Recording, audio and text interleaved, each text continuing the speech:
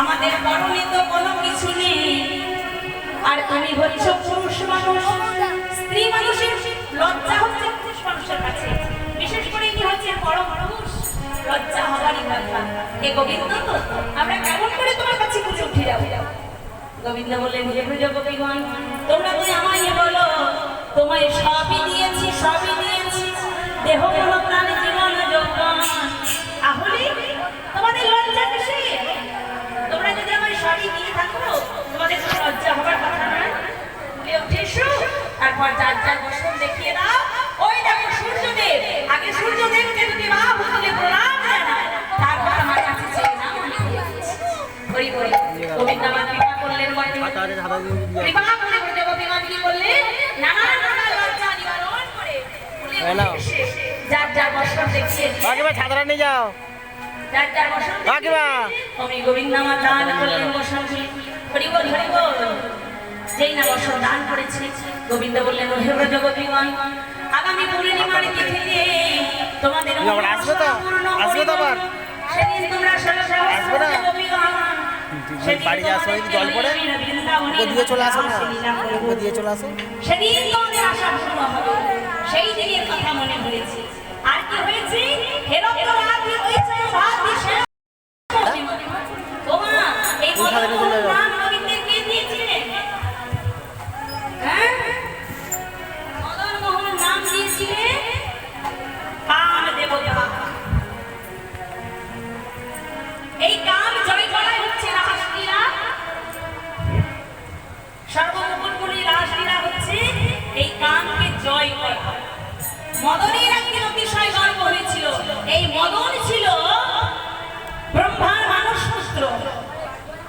ব্রহ্মা যখন তার মানস পুত্রকে 5টি বাণ দিলেন, কি বাণ? মদন মদন মোহন শোষণ স্তম্ভ। এই 5টি বাণ যখন দিলেন, মদন মনে মনে চিন্তা করলো, পিতাকে বলল, পিতা, এই বাণগুলি দিয়ে সঠিক, এই বাণগুলি দিয়ে ভালো আছে না মন্দ আছে পরীক্ষা না করলে তুই জানতে পারবি না। এগুলো কি করলেন?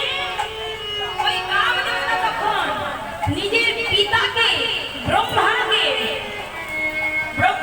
সেই বাণ নিক্ষেপ করলেন। হরি বল। ব্রহ্মাকে যেই না নিক্ষেপ করেছে, ব্রহ্মা তখন নিজ গুরুপত্নী অহল্যার কাছে কামে জর্জরিত হয়ে চলে গেলেন। হরি বল, হরি বল। তেমন সময় তাড়াতাড়ি করে ওই ব্রহ্মা বলল, হ্যাঁ রে, তোকে আমি এমন করে বাণ দিলাম, তুই সেই বাণ আমার প্রতি নিক্ষেপ করিনি। শোন, তুই এই ভুল কর্ম আর কারোর প্রতি যেন করবি না, তোকে আমি আদেশ দিচ্ছি। কিন্তু মা, সেই চোরা না শুনে ধর্মের কাহিনী, চোর কি কোনোদিন শুনবে ধর্মের কথা? হরি বল। কি করলেন? কামদেবতা ছাড়লেন না। কামদেবতা কিন্তু সেই ভুল আবার করলেন। কোথায়? শিবকে মানলেন, মহাদেবকে মানলেন। মহাদেবের সেই অগ্নি ভস্ম হয়ে গেলেন কামদেবতা। কিন্তু তার স্ত্রী প্রতিব্রতা, সে হচ্ছে কে? রতি। হর পার্বতীর সাধনা করলেন সেই রতি। শিব হচ্ছে আশুতোষ, সেই শিবের আরাধনা করলেন রতি। শিবকে যখন বেলপাতা, গঙ্গা জল, তুলসী খাওয়া, গঙ্গা জল দিয়ে যখন সন্তুষ্ট করলেন, হে দেবতা, হে শিব শম্ভু, তোমার কাছে একটি মাত্র নিবেদন, তুমি কৃপা করে আমার স্বামীকে এনে দাও। হরি বল, হরি বল। এই বলে সেই কামনা স্বামীকে, সেই আশুতোষকে, মহাদেবকে সন্তুষ্ট করলেন। করে আবার রতি তার স্বামীকে, কামদেবতাকে আবার ফিরিয়ে আনলেন। কামদেবতা তখন কি করলেন? বললেন, আমি ব্রহ্মা ইন্দ্রচন্দ্র সমস্তকে পরাজিত করেছি, এবার আর একজন আছে, তাকে আমি একবার যদি মারিতে পারি, বৃন্দাবনের রাজা আমি হয়ে যাব।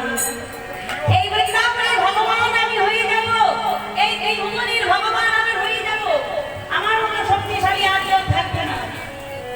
এই বলে কি করেছি? আমার ভগবান শ্রীকৃষ্ণকে নিক্ষেপ করেছে। শ্রীকৃষ্ণ সেই বানকে গিয়ে গোবিন্দের চরণে ফুলের মালা দিয়ে গোবিন্দের চরণে পড়েছে। বললো, হে রাম দেবতা, তুমি আমার চরণে এমন ভাবে এই মালা হয়ে তোমার কাম, তোমার ওই বান এসে আমার কাছে পড়েছে। আজ নয়, তুমি এক কাজ করবে, আমি 16 সহস্র ব্রজবতী সঙ্গে লইয়ে আমি রাসলীলা করিব। আমি একা কৃষ্ণ আর 16 সহস্র ব্রজবতী, সেদিন তুমি যত পারিবে বান নিক্ষেপ করিবে। নিতাই গৌর হরি বল, হরি বল। সেদিন যত বান নিক্ষেপ করেছে ভগবান শ্রীকৃষ্ণের প্রতি, সেই বান মালা হয়ে তার চরণে পড়েছে। হরি বল। সেদিন হতে ওই কাম কি করলে আর নাম দিলেন সেই মদন মোহন। আজ হতে আমি তোমার নাম দিলাম মদন মোহন। তুমি কৃপা করে সেই মদনে মোহিত হয়ে তুমি আমাকে এই বৃন্দাবন ছাড়া করো না। হরি বল, হরি বল।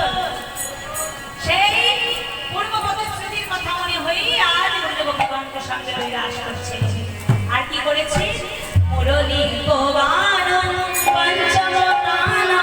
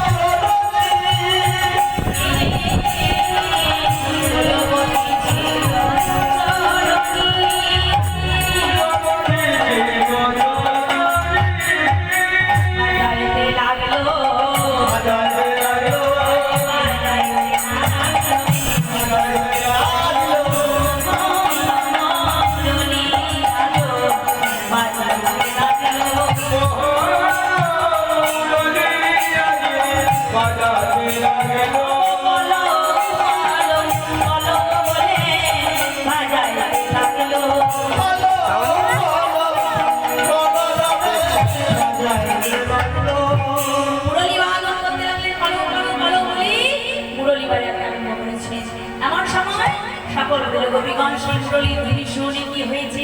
তিরুজা ভুজঙ্গ বেলুনি নান্দিত কর্ণপু হরে করে প্রবেশায় আনন্দিত কর্তা।